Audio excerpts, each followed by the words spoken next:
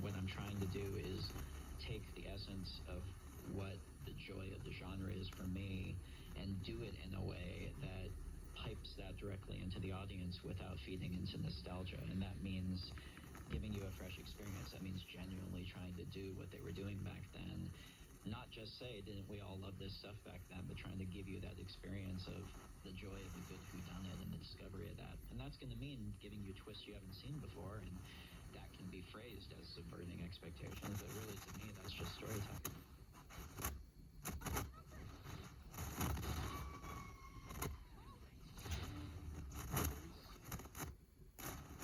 Whodunit in which you go, oh, for heaven's sake, or whodunit in which you go, yeah, that's absolutely right. Murder on the Orient Express is the classic example.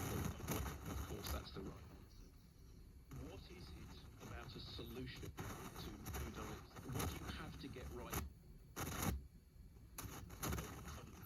I think it's exactly the same as any other ending, any other kind of story, which is the ultimate cliche in storytelling, but it just happens to be true, surprising but inevitable, and it has to be something where the dots connect from the very beginning.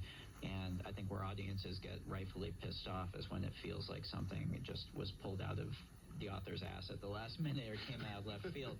I think to me it's the art of laying pipe. It's the art of building the foundation for something in a way that is invisible until it's not, and then you look back and the entire thing in retrospect clicks.